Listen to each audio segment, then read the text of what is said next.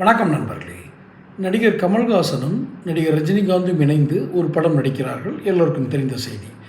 அந்த படத்தை தயாரிப்பது ரெட் ஜெயிண்ட் நிறுவனம். அதுவும் யாருன்றது உங்களுக்கு யாருக்கு உரிமையானது என்பது எல்லாத்துக்கும் தெரியும். தெரியாதவர்களுக்காக ஒருவரின் செய்தி.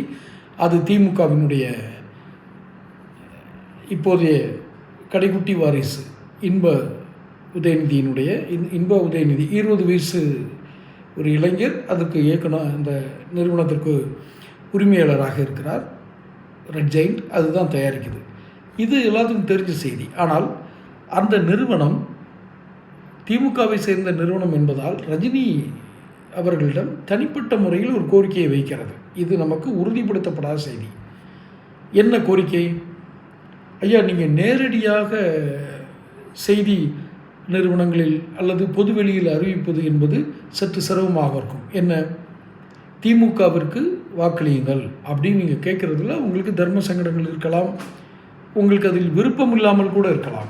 ஆனால் நீங்கள் ஒரே ஒரு வேலையை மட்டும் செய்யுங்கள். உங்கள் மன்ற நிர்வாகிகளை அழைத்து திமுகவிற்கு வாக்களிக்க, ஆதரவு அளிக்க, திமுகவுடைய கூட்டணி கட்சிகளுக்கு ஆதரவு அளிக்க ஒரு வார்த்தை மட்டும் சொல்லுங்கள் போதும். அது காதுங்காது வைத்த மாதிரி கூட நடந்துக்கலாம் அப்படின்னு ஒரு கோரிக்கை வச்சதா கேள்வி. அப்போ ரஜினிகாந்த் என்ன சொல்லியிருக்காரு, நான் நடிக்க வந்திருக்கேன் உங்கள் நிறுவனத்திற்கு. நடிப்பு என் தொழில்.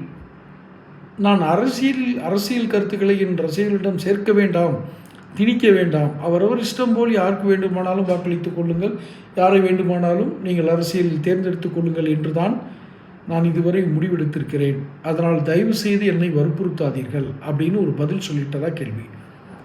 ஏன் ரெட் ஜெயிண்ட் ரஜினிகிட்ட போய் கேட்குறாங்க?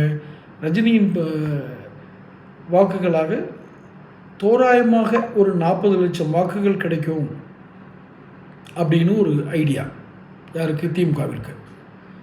அப்போ 40 லட்சம் வாக்குகள் கிடைக்குதுன்னா அப்போ அதுக்கு தகுந்த மாதிரி நம்ம இவரை கொஞ்சம் டிசைன் பண்ணோம்னா சரியாக இருக்குமே அப்படிங்கிறது திமுகவோட எண்ணமாக இருந்திருக்கு. ஆனால் கிட்டத்தட்ட நோன் சொல்லிட்டாரு ரஜினிகாந்த் அப்படின்னா நம்ம அர்த்தமாக எடுத்துக்க வேண்டியிருக்கு. அவர் அத்தனை எளிதாக எதற்கும் மசிபவர் அல்ல, மசிந்து கொடுப்பவர் அல்ல. தான் என்ன நினைக்கிறாரோ அதைத்தான் அவர் செயல்படுத்துவார்.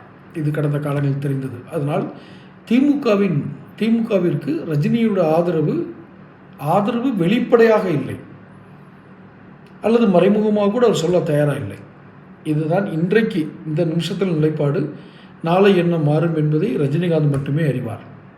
இப்போதைக்கு திமுகவுக்கு ஆதரவு இல்லை. தொடர்ந்து பேசுவோம். சேனல் சப்ஸ்கிரைப் பண்ணிக்கங்க.